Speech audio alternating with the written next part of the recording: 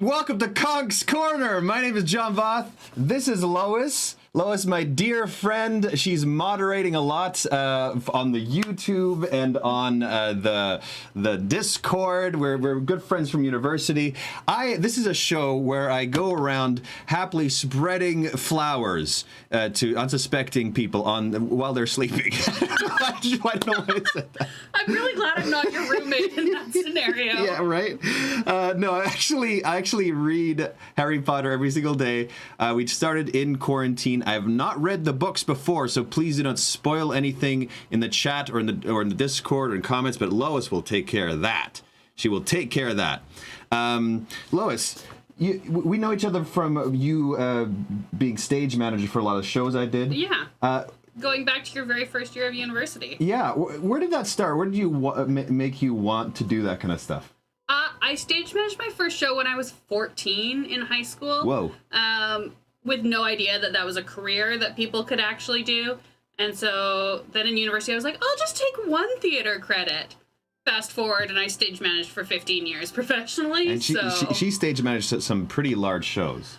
I mean, I got to go to Switzerland with an opera. That was probably the biggest thing. Ooh, I went to Switzerland with an opera.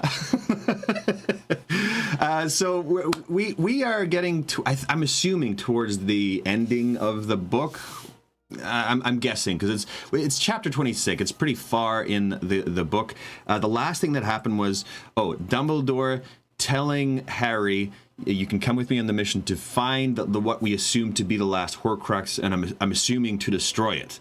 And it's pretty cool, Harry and Dumbledore going on a mission together, without Harry even having graduated yet. So that's pretty cool. We're going to get started. You know what? I'm such a Dumbo, because right before the read, Lois is like, oh yeah, and you got your glasses and your felt pen. And now I literally couldn't find my glasses. I was scurrying around right before we started, so... no sign of them. No sign. I might have to do this one without glasses. I'm sorry. I apologize. I have no idea where I put them. But there we go. Lois, Sherry, you have somebody who wants to intern with you. Yeah, I just messaged back. I'm taking a little bit of a break from theater and doing some work for the city of Burnaby in special events these days, but people can hit me up on the Discord. We can chat. People are saying, draw on the damn glasses. I think you should. Should I? Is it going to fit with what's happening? It doesn't matter. I think give the people what they want, John. All right. Draw on the damn glasses. All right, draw on the glasses. I need to... They're also telling you to take my glasses, but I think you might not be able to read. I won't be able to read. I won't be able to read, everybody. For context, my mother refers to these as my clown glasses and has informed me that no one will ever take me seriously while wearing them. So. Well, I'll just stand next to you, and then people will take you much more serious with these glasses. That is looking spectacular. Kind of look a little. These look kind of like Spider-Man eyes a little bit. Yeah, but they're perfect. You're gonna need those arms coming off, though. Yeah. Yeah. And then there we go. Behind my ears. Okay. Yeah, no one's gonna see that. Yeah. I can't. There we go. Oh no. Okay. It's a good look for you. Done and done. I'm Harry Potter. All right, friends, let's get started, shall we? Let's get into the thick of this. Impressively symmetrical. I'm German! I'm German! Okay, let's start. Chapter 26. I probably shouldn't shout. Maybe there's a baby crying. Sleeping. But now probably crying. Well, if it saw your face. Yeah. Nice! Okay, let's go. John, I suggest you put on suspenseful music for the mission. That is true, yes. Let's do it. Let's do on the intense music.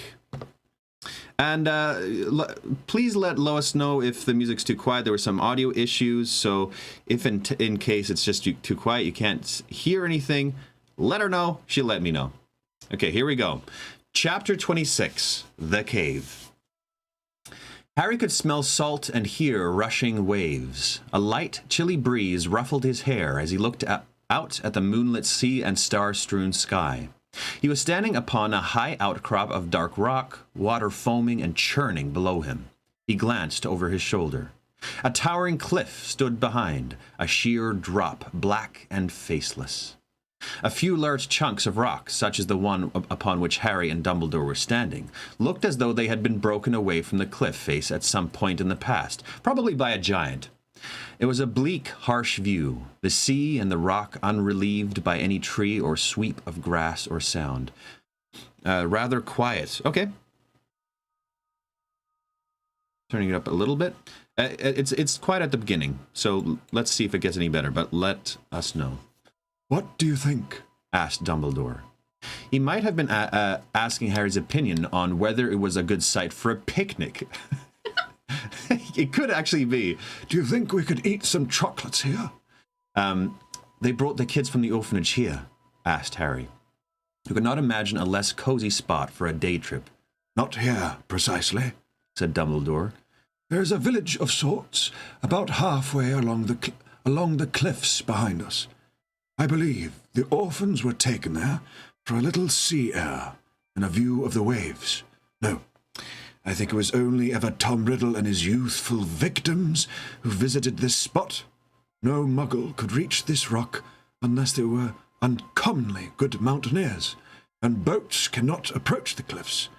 The waters around them are too dangerous. I imagine that Riddle climbed down. Magic would have served better than ropes, and he brought 2 small children with him. Probably the pleasure of terrorizing them. I think the journey alone would have done it. Don't you? Wait, it's somebody's birthday? Whose birthday is it? I know it's in the middle of all this, but whose birthday is it? Lezek Deer. Lezek Deer. All right. Lezek dear, you are a dear indeed. Lezek dear, it's your birthday. Oh, you are the best today. And it sounds like they're only hearing music through your microphone. Oh, okay, that's grand. Let's turn it up a little bit then. Let's see if this works out. I turn up the music. Well, let's see how it goes. I'm amping it up. I might have to turn it down. Sorry about this. Just this is what happens with technology. Okay. Where are we? Harry looked up at the cliff again and felt goosebumps. But his final destination, and ours, lies a little further on. Come.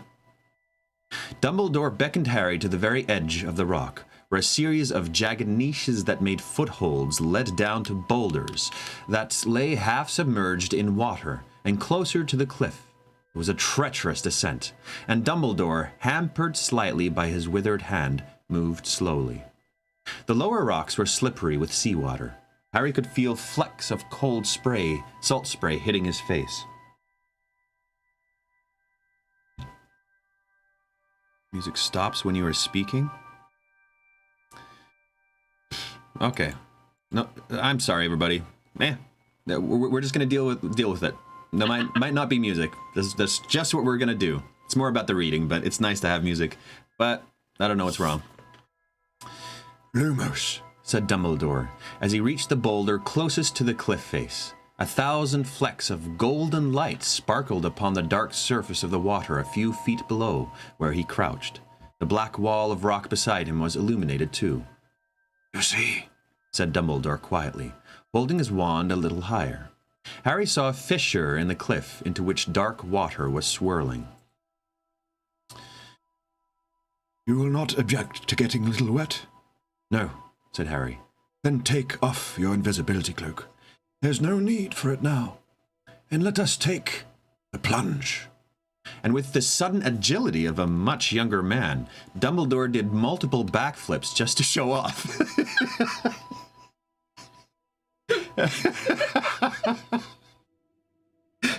You see, Harry, I still got it. Dumbledore versus Simone Biles. Who's gonna win? Dumbledore slid from the boulder, landed in the sea, and began to swim with a perfect breaststroke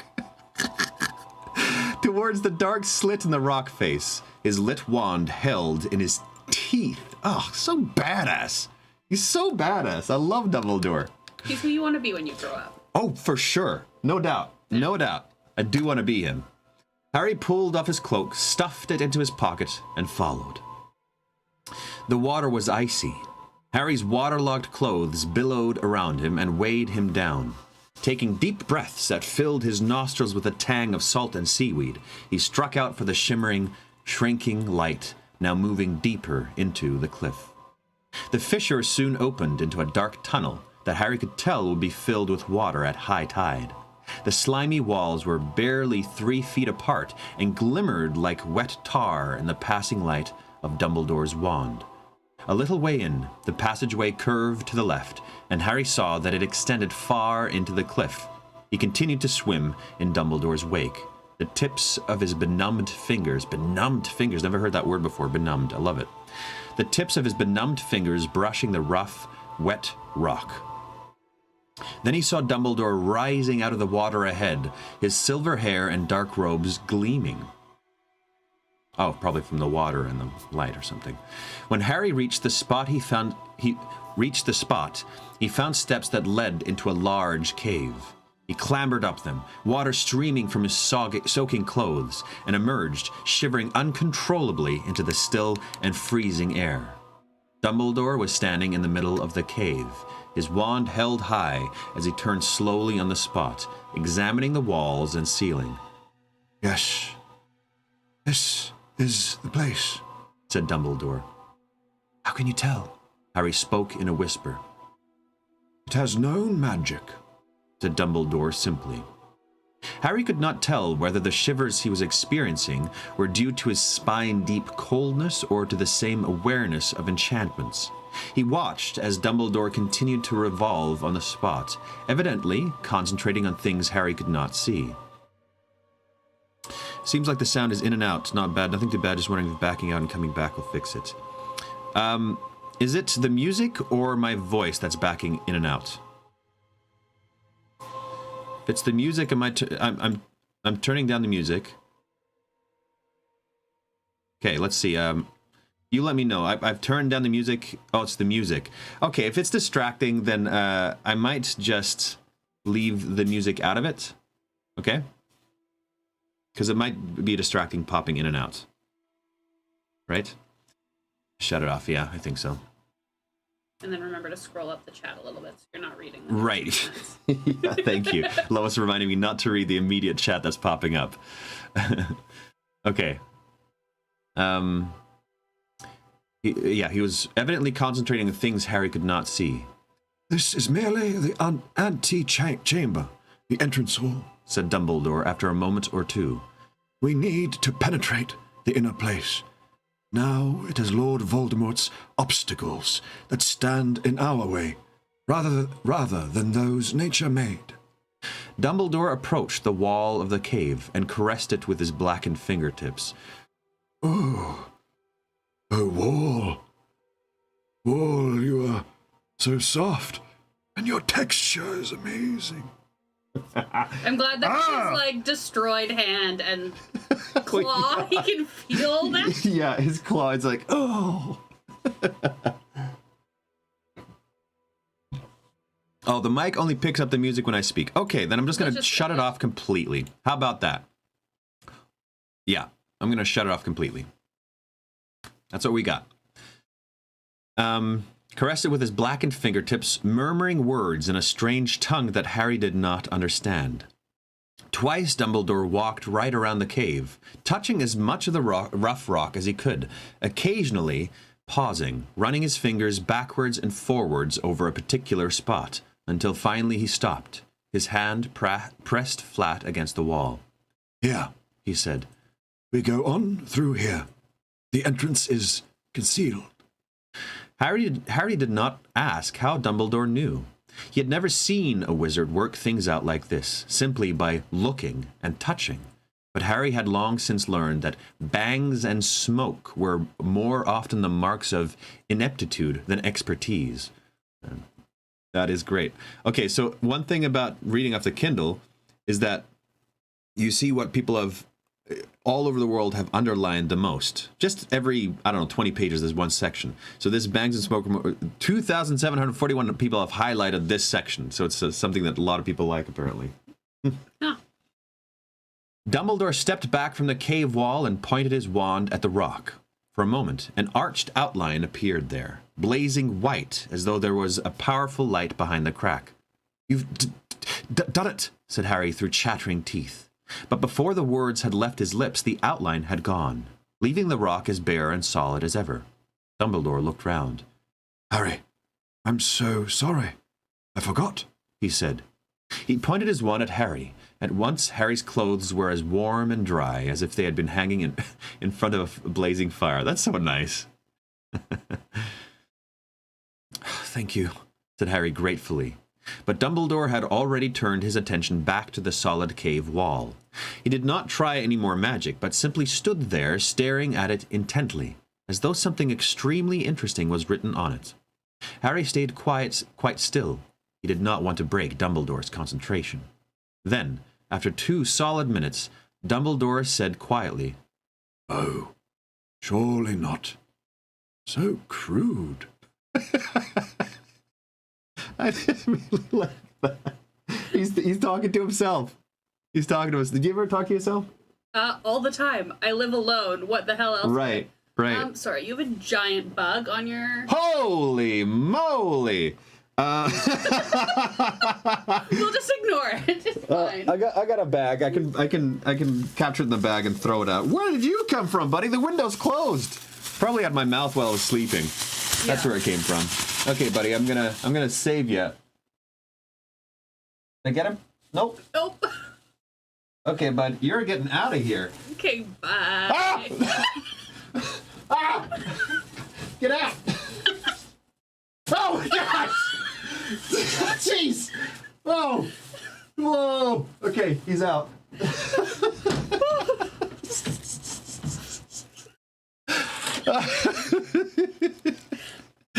Oh man, it was just crawling right up my hand there. It was a big guy. It was the size of a loony, I would say. Yeah, about that. Yeah. Yeah, a loony for you non-Canadians is just a coin. It was just like this big. It's Rita Skeeter. Come on, leave her alone. Oh man. Okay, let's get back into this. Rita just looking for a scoop. Hello, Barbara Barretto's mom, Sylvia. Hey, you are the second mom on the chat, and I hope you just have like a whole team of moms listening at the end of this. Welcome. You're great. Your daughter's great. All right, let's keep going. Okay, he's talking to himself. Oh, surely not. So crude. What is it, Professor? I rather think, said Dumbledore, putting his uninjured hand inside his robes and drawing out a short silver knife of the kind Harry used to chop potion ingredients. I'm not paranoid. Looking to the right for this. I'll tell you, it's fine. Used to chop potion ingredients. that we are required to make payment to pass. Payment, said Harry. You've got to give the door something? Yes, said Dumbledore. blood, if I'm not much mistaken. Blood? I said it was crude. What? This door needs blood? Jeez, said Dumbledore, who sounded disdainful, even disappointed, as though Voldemort had fallen short of the standards Dumbledore expected. The idea, as I am sure you will have gathered, is that your enemy must weaken himself or herself to enter. Once again, Lord Voldemort fails to grasp that there are much more terrible things than physical injury. Yeah, but still, if you can avoid it, said Harry, who had experienced enough pain not to be keen for more. Yeah, no doubt. Sometimes, however, it is unavoidable, said Dumbledore, shaking back the sleeve of his robes and exposing the forearm of his injured hands. Professor, protested Harry, hurrying forwards as Dumbledore raised his knife. I'll do it, He did not know what he was going to say. Younger? Fitter? But Dumbledore merely smiled. There was a flash of silver and a spurt of scarlet. The rock face was peppered with dark, glistening drops. Jeez. Ay, ay, ay. You are very kind, Harry, said Dumbledore, now passing the tip of his wand over the deep cut he had made in his own arm. Ah, yo, so that it healed instantly, just as Snape had healed Malfoy's wounds. Oh, okay. Oh, that's good. That's good. But your blood is worth more than mine. Ah, that seems to have done the trick, doesn't it? The blazing silver outline of an arch had appeared in the wall once more, and this time it did not fade away. The blood-spattered rock within it simply vanished, leaving an opening into what seemed total darkness. After me, I think. So good. He's so chipper. He just cut his own arms like, whoa, Oh, let's keep going, everybody. said Dumbledore, and he walked through the archway with Harry on his heels, lighting his own wand hastily as he went. How should you have to weaken yourself to get in? That's non-physical. You just diss yourself. I'm an idiot. The door opens. An eerie sight met their eyes. They were standing on the edge of a great black lake, so vast that Harry could not make out the distant banks. Whoa. In a cavern so high that the ceiling too was out of sight. That's crazy. That is huge. A misty greenish light shone far away in what looked like the middle of the lake. It was reflected in the completely still water below. The greenish glow. Oh, great. My lights aren't working either. This is a good day. This is a great day. Just gonna focus on reading. Yeah, that's all we're going to do. Yeah. I don't have to worry about anything. Just reading. We're going back to basics, ladies and gentlemen. Except for the glasses. The glasses also went back to basic. Oh, actually, yeah, this is the very first thing I did. Yeah. I'm not in the video, but when I posted for the first time that I was doing this, I did this. Yeah. Voldemort dropping his first diss track. Okay, just reading. That's all I'm doing. A misty greenish light shone far away in what looked like the middle of the lake. It was reflected in the completely still water below. The greenish glow and the light from the two wands were the only things that broke the otherwise velvety blackness, though their rays did not penetrate as far as Harry would have expected. The darkness was somehow denser than normal darkness. Ooh. Let us walk, said Dumbledore quietly. Be very careful not to step into the water. Stay close to me. Oh, geez. He set off... probably what monsters lurk in that lake. He set off around the edge of the lake, and Harry followed close behind him. Their footsteps made echoing, slapping sounds on the narrow rim of rock that surrounded the water. On and on they walked, but the view did not vary. On one side of them, the rough cavern wall. On the other, the boundless expanse of smooth, glassy blackness, in the very middle of which was that mysterious greenish glow. Harry found the place and the silence oppressive, unnerving. Professor, he said finally, do you think the Horcrux is here? Oh, yes, said Dumbledore. Yes, I'm sure it is. The question is, how do we get to it? We couldn't just try a summoning charm, Harry said, sure that it was a stupid suggestion, but much keener than he was prepared to admit on getting out of this place as soon as possible. Certainly we could, said Dumbledore, stopping so suddenly that Harry almost walked into him. Why don't you do it? Me? Okay. Harry had not expected this, but cleared his throat and said loudly, wand aloft, Accio Horcrux! With a noise like an explosion, something very large and pale erupted out of the dark water some 20 feet away. Before Harry could see what it was, it had vanished again, with a crashing splash that made a great deep ripples on the mirrored surface. Yikes. I don't like this at all. I don't like this. Harry leapt backwards in shock, and it hit the wall. His heart was still thundering as he turned to Dumbledore. What was that? Something, I think, that is ready to respond should we attempt to seize the Horcrux. Oh, it's like a guardian monster. Ugh. And it's a water monster, which is the worst kind of monster.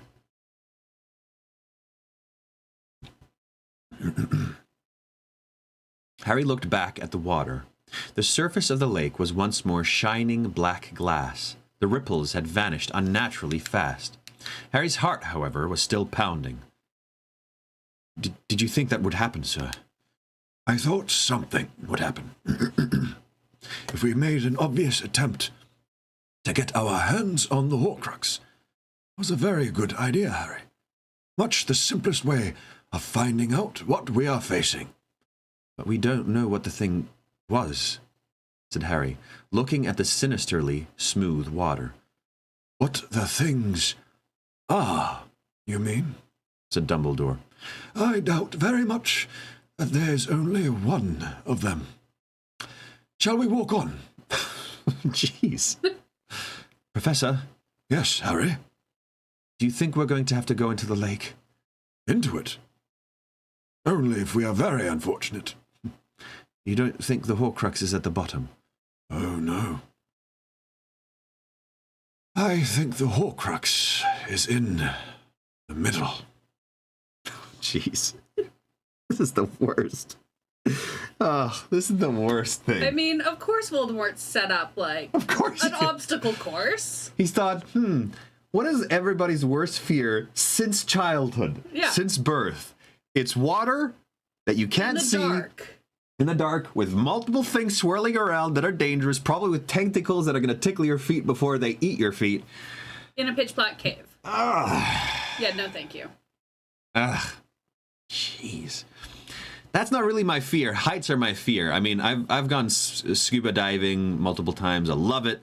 But that's, and I've done night diving. I've done night scuba diving, which was pretty scary. But it's just the thought of, that is much worse.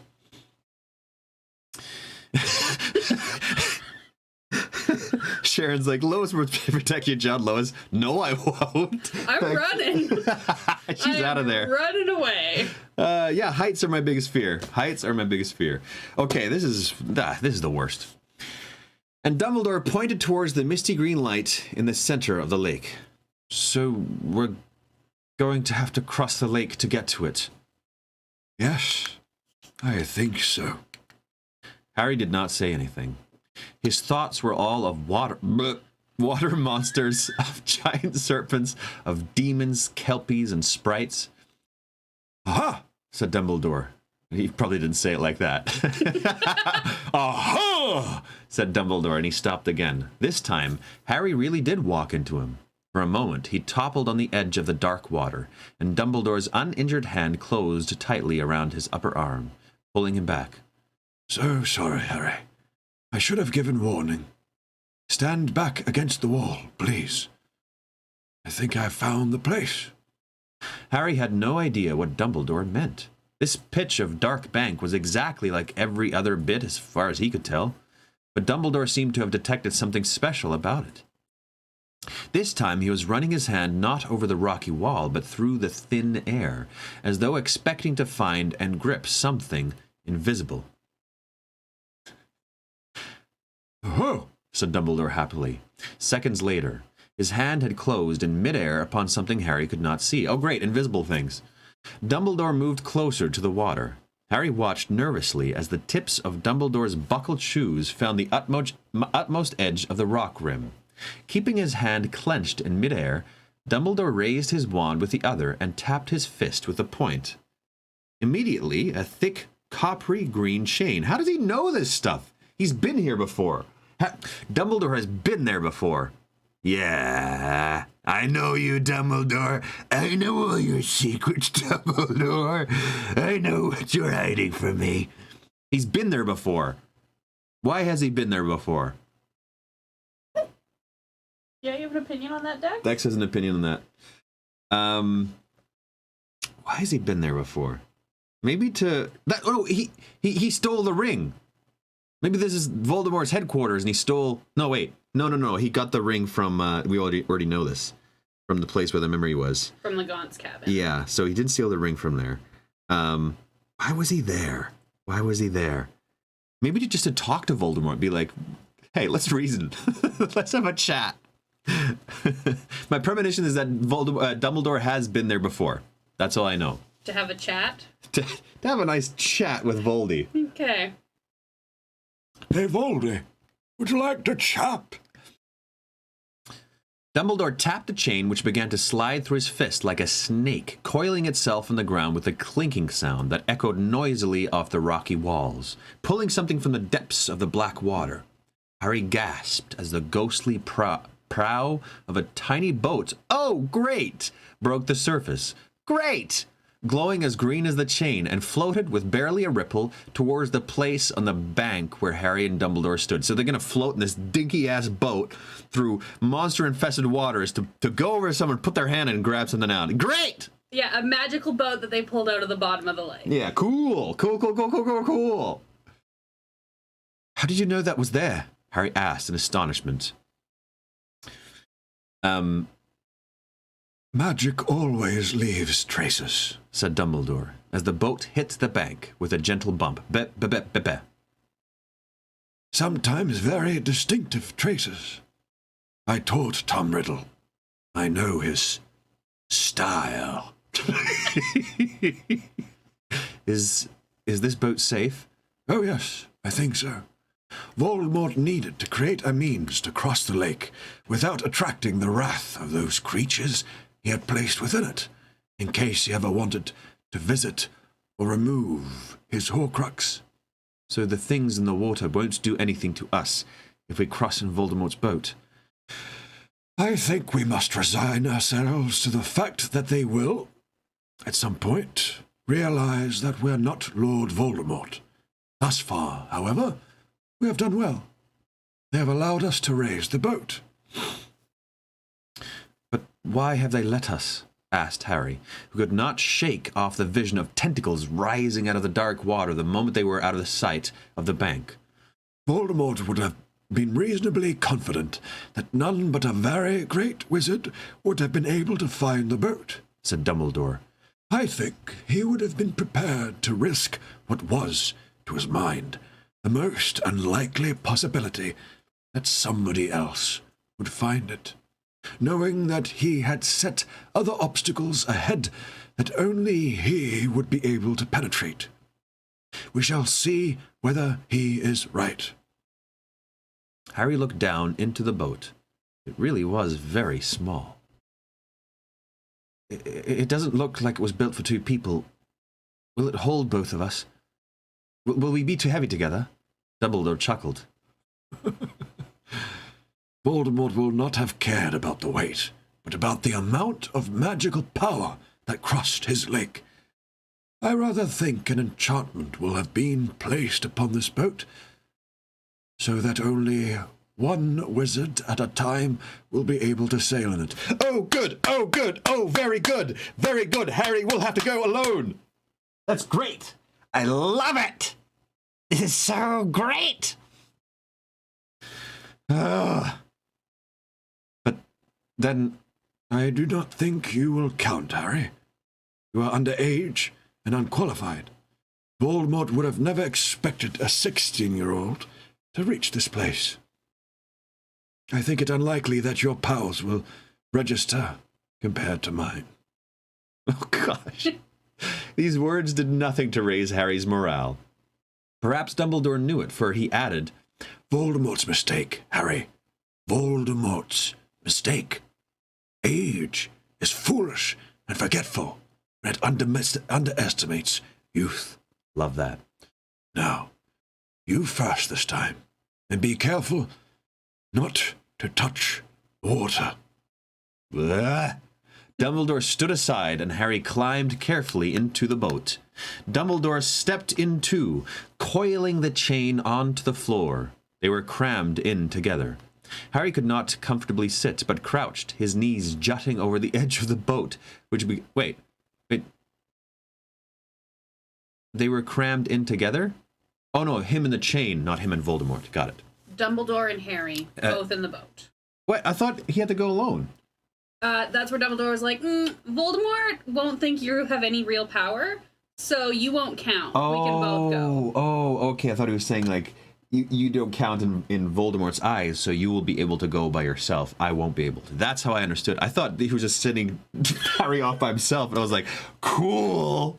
Yeah, no, they both get to go because Voldemort would underestimate the fact that a young wizard could even ever get there. Gotcha. Okay. Let alone be useful. Right. Okay. Jeez. Okay. So good.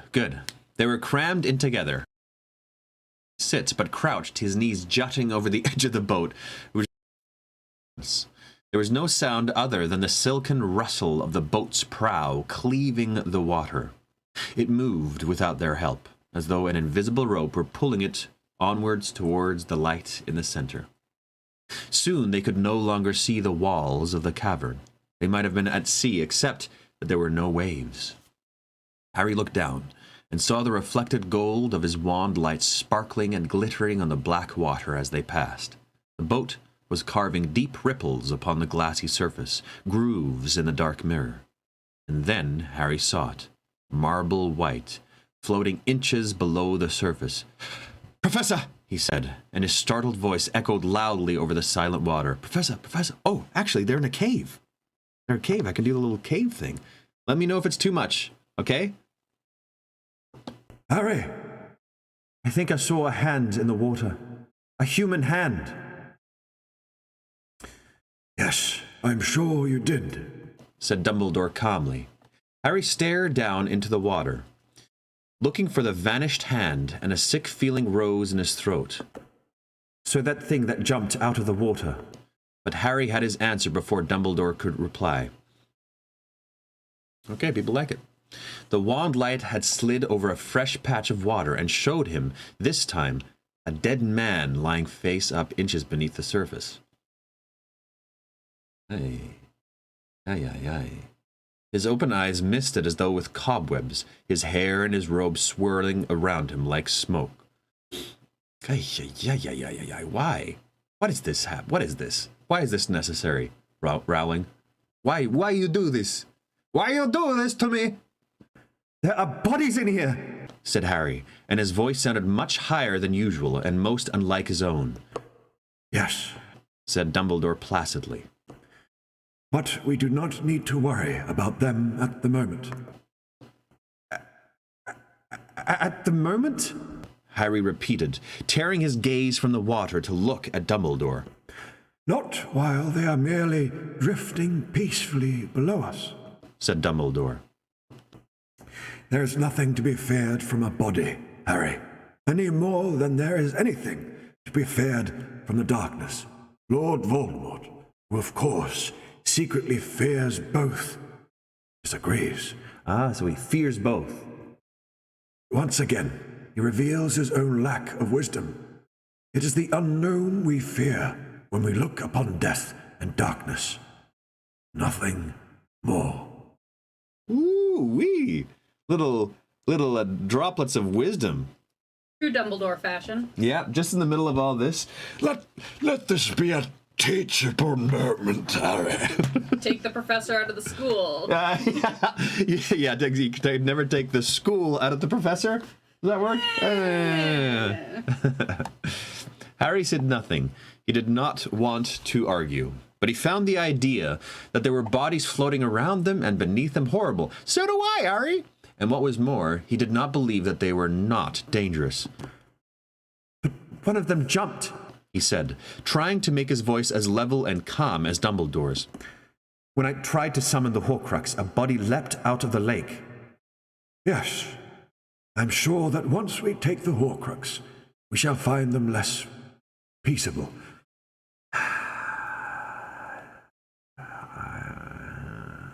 No. There's gonna be dead bodies flying like flying fish out of the water, grabbing at them and ghouling at them. An image I don't need in my dreams tonight. No, it's horrible. Stop it. Get some help. Oh, we're on Solid Cave. However, like many creatures that dwell in cold and darkness, they fear light and warmth, which we shall therefore call to our aid should the need arise.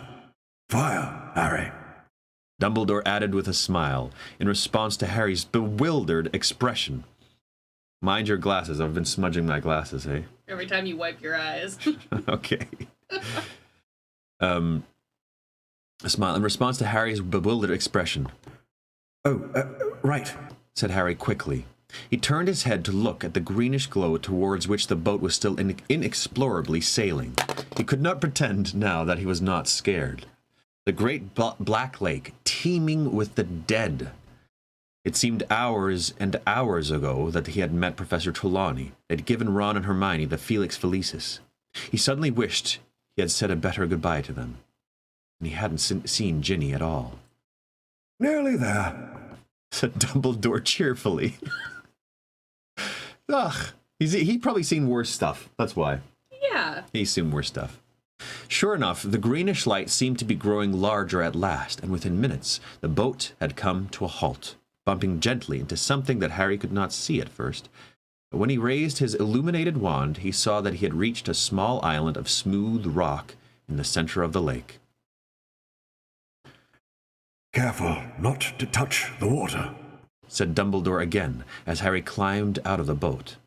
The island was no larger than Dumbledore's office, an expanse of flat, dark stone on which stood nothing but the source of that greenish light, which looked much brighter when viewed close to. This is such an awesome setting. Harry squinted at it. At first he thought it was a lamp of some kind, but then he saw that the light was coming from a stone basin, rather like the Pensieve, which was set on top of a pedestal. Dumbledore approached the basin, and Harry followed. Side by side, they looked down into it. The basin was full of emerald liquid emitting that phosphorescent glow. What is it? Asked Harry quietly. I'm not sure. Something more worrisome than blood and bodies, however. Dumbledore pushed back the sleeve of his robe over his blackened hand, and stretched out the tips of his burned fingers towards the surface of the potion. Potion. Can you speak, John? Yeah, I'm having difficulties today. The potion. Sir, no, don't touch. I cannot touch, said Dumbledore, smiling faintly. See, I cannot approach any nearer than this. You try. Staring, Harry put out his hand into the basin and attempted to touch the potion. He met an invisible barrier that prevented him coming within an inch of it. No matter how hard he pushed, his fingers encountered nothing but what seemed to be solid and inflexible air.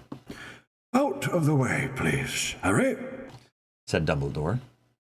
He raised his wand and made complicated movements over the surface of the potion, murmuring soundlessly. John Voth.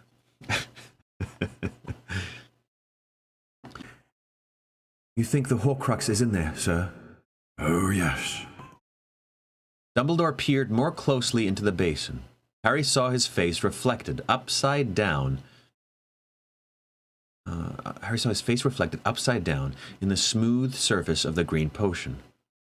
How to reach it? This potion cannot be penetrated by hand, vanished, parted, scooped up, or siphoned away. Nor can it be transfigured, charmed, or... Oh, this is all Dumbledore speaking. Oh, charmed or otherwise made it to change its nature. Okay. So how are they going to get into it? So it cannot be penetrated by hand, vanished, parted, scooped up, or siphoned away, nor can it be transfigured, charmed, or otherwise made to change its nature. How are they going to get at it? Ooh, what about this? What if the potion has a personality and they talk it out? What kind of voice would the potion have? It was very bubbly. Something like, end of this storm. Right. Almost absent-mindedly, Dumbledore raised his wand again, twirled it once in midair, and then caught the crystal goblet that he had conjured out of nowhere. I can only conclude that this potion is supposed to be drunk. What? said Harry. No. Yes, I think so. Only by drinking it can I empty the basin and see what lies in the depths. But what if it kills you? Oh, I doubt that it would work like that, said Dumbledore easily. Lord Voldemort would not want to kill the person who reached this island. Harry couldn't believe it. Neither can I. Come on now. Was this more of Dumbledore's insane determination to see good in everyone? Sir, said Harry, trying to keep his voice reasonable. Sir, this is Voldemort. I'm sorry, Harry. I should have said he would not want immediately to kill the person who reached this island. Dumbledore corrected himself.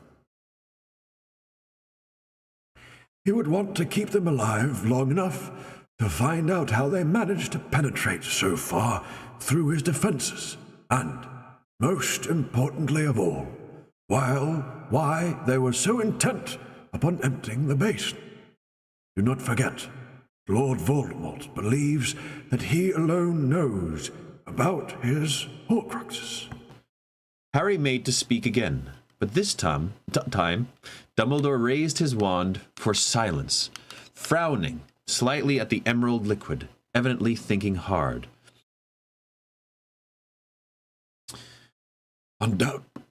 Undoubtedly, this potion must act in a way that will prevent me taking the Horcrux. It might paralyze me, cause me to forget what I am here for, create so much pain I am distracted, or render me incapable in some other way. This being the case, Harry, it will be your job to make sure I keep drinking. Even if you have to tip the potion into my protesting mouth. You understand? Oh, come on now. Hey, that was the deal. If Harry wanted to come on the adventure, right. he had to agree to do whatever Dumbledore said. This is some dumb crap right here. This is some straight up crap. Horse crap. Man. Their eyes met over the basin, each pale face lit with a strange green light. I don't like this. I don't like this at all. Harry did not speak. Was this why he had been invited along? So that he could force-feed Dumbledore a potion that might cause him unendurable pain? You remember, said Dumbledore, the condition on which I brought you with me. Harry hesitated, looking into the blue eyes that had turned green in the reflected eyes of the basin. But what if... You swore, did you not, to follow any command I gave you? Yes, but... I warned you, did I not, that there might be danger? Yes, but... Well then, said Dumbledore, shaking back his sleeves once more and raising the empty goblet. You have my orders. He's so badass. Why can't I drink the potion instead? Asked Harry desperately. Because I am much older, much cleverer, and much less valuable. Once and for all, Harry, do I have your word that you will do all in your power to make me keep drinking? Couldn't... Do I have it? But your word, Harry. All right, but... Before Harry could make any further protest, Dumbledore lowered the crystal goblet into the potion. For a split second, Harry hoped that he would not be able to touch the potion with the goblet, but the crystal sank into the surface as nothing else had. When the glass was full to the brim, Dumbledore lifted it to his mouth. Your good health, Harry. Oh, jeez.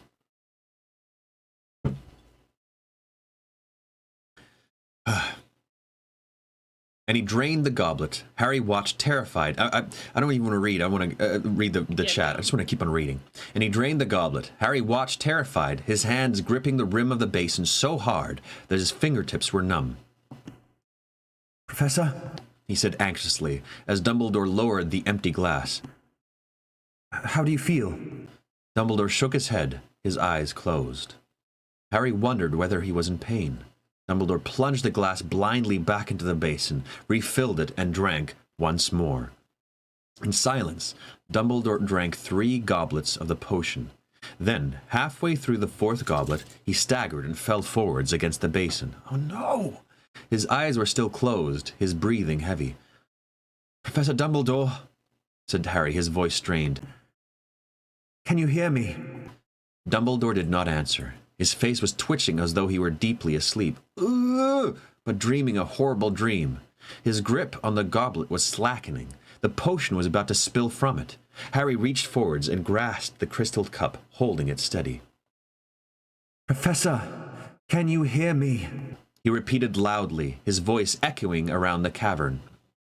Dumbledore panted and then spoke in a voice Harry did not recognize, for he had never heard Dumbledore frightened like this. I don't want... Don't make me... Harry stared into the whitened face he knew so well, at the crooked nose and half-moon spectacles, and did not know what to do. Don't like... Want to stop, moaned Dumbledore. You can't stop, Professor.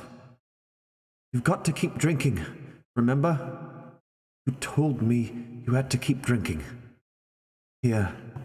Hating himself, repulsed by what he was doing, Harry forced the goblet back toward Dumbledore's mouth and tipped it so that Dumbledore drank the remainder of the potion inside. Oh, he groaned as Harry lowered the goblet back into the basin and refilled it for him. I don't want to. I don't want to. Let me go. It's all right, Professor, said Harry, his hand shaking. It's all right. I'm here. Make it stop. Make it stop, moaned Dumbledore. Yes, this'll make it stop, lied Harry. He tipped the contents of the goblet into Dumbledore's open mouth. Dumbledore screamed. Ah! The noise echoed all around the vast chamber, across the dead black water. No, no, no. No. I can't. I can't. Don't make me. I don't want to.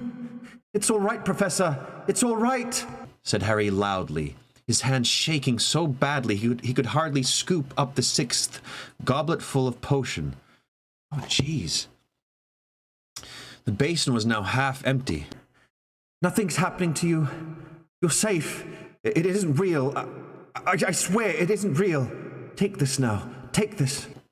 And obediently, Dumbledore drank, as though it was an antidote Harry offered him. But upon draining the goblet, he sank to his knees, shaking uncontrollably. It's all my fault. All my fault, he sobbed. Please, make it stop. I know I did wrong. Oh, may you please make it stop, and I'll never again. This will make it stop, Professor, Harry said, his voice cracking as he tipped the 7th glass of potion into Dumbledore's mouth. Oh, there's only half? Dumbledore began to cower as though invisible torturers surrounded him. His flailing hand almost knocked the refilled goblet from Harry's trembling hands as he moaned. Don't hurt them. Don't hurt them, please, please. It's my fault. Hurt me instead. Here, drink this. Drink this. You'll be all right, said Harry desperately, and once again Dumbledore obeyed him, opening his mouth even as he kept his eyes tight shut and shook from head to foot. Oh, jeez, this is awful. And now he fell forward, screaming again, hammering his fists upon the ground while Harry filled the 9th goblet. Please, please, please, no. Not that. I'll do anything. Just drink, Professor. Just drink. Dumbledore drank like a child, dying of thirst. But when he had finished, he yelled again as though his insides were on fire. No more, please! No more! Harry scooped up a 10th goblet full of potion and felt the crystal scrape the bottom of the basin. We're nearly there, Professor. Drink this. Drink it. He supported Dumbledore's shoulders, and again, Dumbledore drained the glass. Harry was on his feet once more, refilling the goblet as Dumbledore began to scream in more anguish than ever. I want to die! I want to die! Make it stop! Make it stop! I want to die! Drink this, Professor. Just drink this. Dumbledore drank, and no sooner than he'd finished than he yelled, Kill me!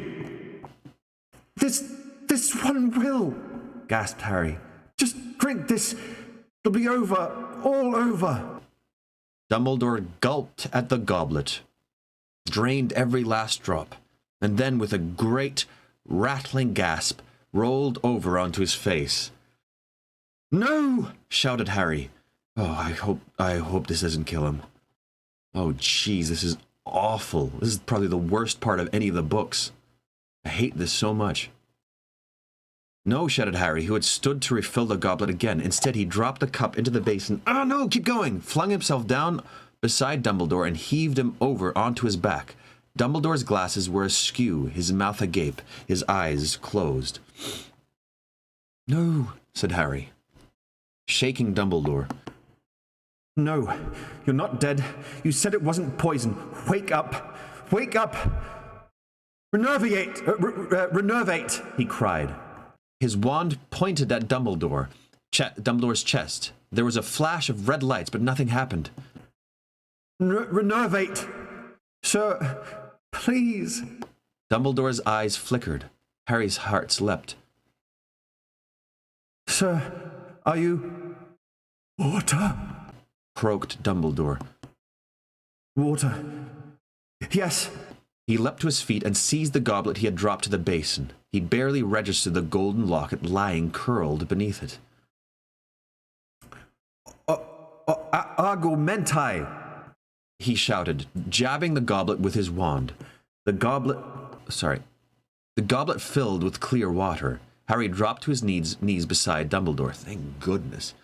Raised his wand and brought the glass to his lips. But it was empty. Dumbledore groaned and began to paint. But I had some... Wait! Augmenti! Said Harry again, pointing his wand at the goblet. Once more, for a second, clear water gleamed within it. But as he approached Dumbledore's mouth, the water vanished again. Oh, come on! What the heck is this? Sir, I'm trying. I'm trying, said Harry desperately, but he did not think that Dumbledore could hear him. He had rolled onto his side and was drawing great, rattling breaths that sounded agonizing. Augmenti! Argumenti! The goblet filled and emptied once more, and now Dumbledore's breathing was fading. Come on! His brain whirling in panic. Harry knew instinctively the only way left to get water, because Voldemort had planned it so. He flung himself over to the edge of the rock and plunged the goblet into the lake, bringing it up to the full to the brim of icy. This is the worst thing in the world. Bring it up to full to the brim of icy water that did not vanish. Sir, here! Harry yelled, and lunging forwards, he tipped the water clumsily over Dumbledore's face. Just when you think it can't get worse, he pours this putrid water on Dumbledore's face?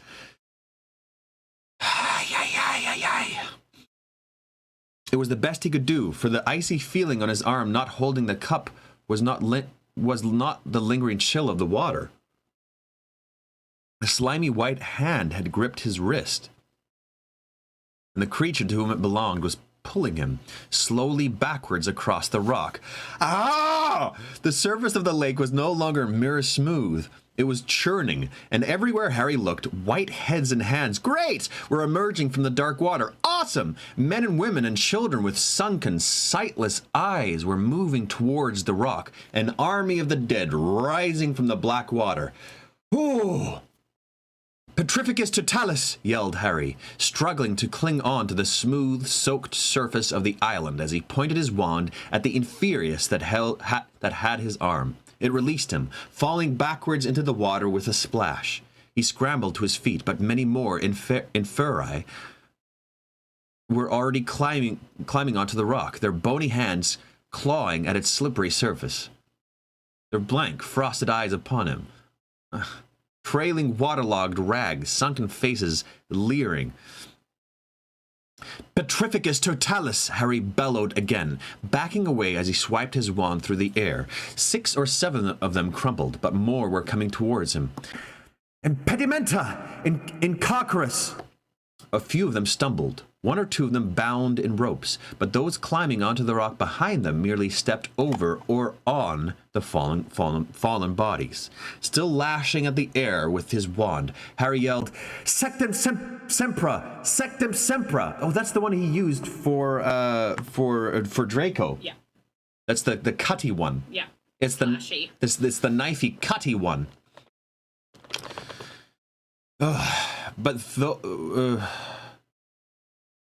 But though gashes appeared in their sodden rags and their icy skin, they had no blood to spill. Of course not, yeah.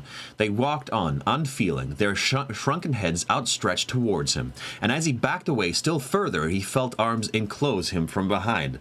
Thin, fleshless arms, cold as death, and his feet left the ground as they lifted him and began to carry him, slowly and surely, back to the water, and he knew there would be no release, that he would be drowned and become one more dead guardian of a fragment of Voldemort's shattered soul. But then, through the darkness, fire erupted. Is it Fawkes?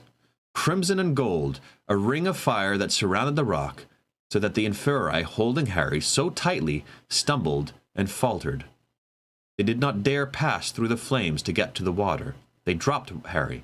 He hit the ground, slipped on the rock, and fell, grazing his arms, but scrambled back up, raising his wand and staring around. Dumbledore, oh good, was on his feet again, pale as any of the surrounding Inferi, but taller than any two, the fire dancing in his eyes like the badass he is. His wand was raised like a torch, and from its tip it emanated the flames like a vast lasso, encircling them all with warmth. Whew, that was a close one. Gee whizzy! The Inferi bumped into each other, attempting blindly to escape the fire in which they were enclosed. Dumbledore scooped the locket from the bottom of the stone basin and stowed it inside his robes. Wordlessly, he gestured to Harry to come to his side. Distracted by the flames, the Inferi seemed unaware that their quarry was leaving as Dumbledore led Harry back to the boat, the ring of fire moving with them, around them, the bewildered Inferi accompanying them to the water's edge, where they slipped gratefully back into their dark waters. Thank goodness. Eesh. Harry, who was shaking all over, thought for a moment that Dumbledore might not be able to climb into the boat. He staggered a little as he attempted it. All his efforts seemed to be going into maintaining the ring of protective flame around them. Harry seized him and helped him back to his seat.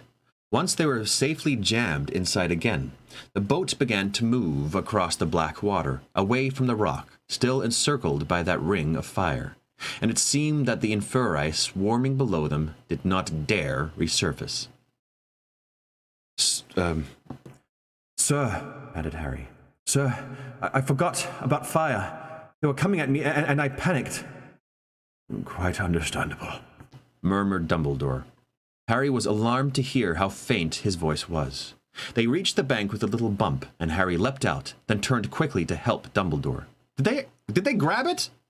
Yeah, Dumbledore took it, put it in his pocket. Okay, right good. Before they went to the boat. I feel like I missed that. Thank you said goodness. it, but you were involved. Good phrasing. Involved. Ah, man. Okay, the moment that Dumbledore reached the bank, he let his wand hand fall. The ring of fire vanished. The little boat sank into the water once more, clanking and tinkling. Its chain slithered back into the lake, too. Dumbledore gave a great sigh and leaned against the cavern wall. I am weak.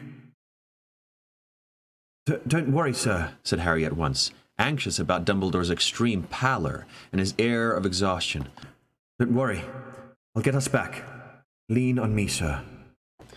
And pulling Dumbledore's uninjured arm around his shoulders, Harry guided his headmaster back around the lake, bearing most of his weight.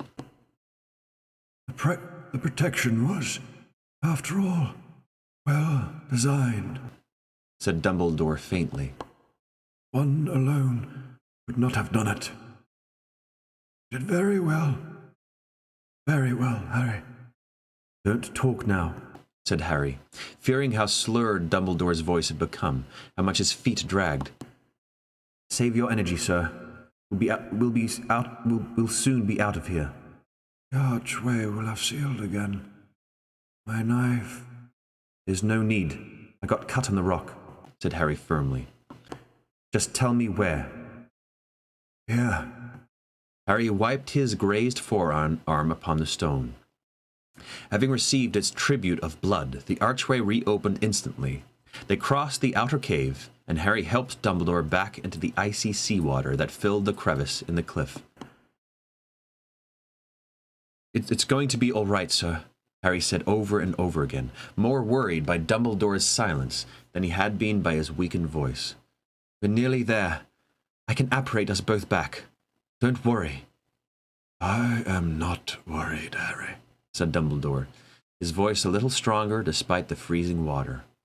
I am with you.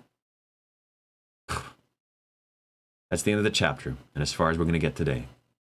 Wow. So before I talk about the chapter, love that. Love that little moment. I am with you. That's so much trust in there. It's beautiful. And a full reversal of where they've been. Yeah, totally. Totally. It's beautiful. Man, that might have been one of the most, I think it's the most intense chapter out of the entire 6 books until now. Yeah, like, let's get a large bunch of zombies that are lurking under the water to just come and attack you. And then get the strongest wizard there to die. Incapacitated. And yell, kill me! Yep. Don't do this! And force feed someone poison? That's the worst. Yeah. Oh. That is the worst. Really glad we had to read a stressful chapter today. Really excellent. Yeah, today's the day. I'm not going to comment on anything that's happening today. Wow. It is at the same time also one of my more favorite chapters. Just in terms of how intense it is and how well it's built. Your acting chops today, John, off the chain. Thank you, Jenny. I don't have too much time. Got time for a little bit of interaction just because I'm invited for dinner to my friends. To Nathan. You know Nathan. Yeah. To his place. So I have time for a little bit of interaction here. We went from a children's story about wizards to the next season of The Walking Dead. Yeah, that's pretty much true. Yeah. That was really fun. It was really stressful. It doesn't happen too often that I feel stressed reading a book. Yeah. You know? So I mean, I do quite like that Dumbledore's like, hey, Harry, if they come out of the water, use fire. Did he say that? Yeah, right at the beginning of the chapter. And then Harry's like, let me try every spell I know, except the thing Dumbledore explicitly told me to do. Completely forgot. Yeah. In one ear, right out the other. Yeah. Why wouldn't you? Well, just because you're stressed out. There's zombies holding you from behind and dragging you into dark water. Come on now.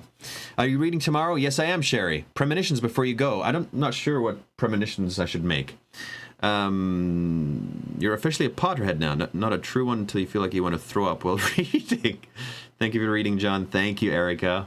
I'm glad you like it. Nice reading. Love the cave echoes. Yeah, it works out. Okay, everybody, we'll be back tomorrow for wherever Dumbledore ends up, but he doesn't seem worried, so he seems fine. Good. Give us your announcer voice wrap up. Oh yes. I mean, I don't know that your buttons are gonna work, but I don't know did I use a voice for this? I don't know. I think you might have just done it. I'm just gonna do it. What an intense chapter! What will happen next time? Will Dumbledore revive? Will his hand be fixed, or will he be decrepit for the rest of his life? Will they destroy the Horcrux in the process? Someone die? Probably! We'll see on the next chapter of Cox Corner. right, everybody. See you later. Have a good day. Bye-bye now. Bye to Lois. Bye, To Lois. everyone. So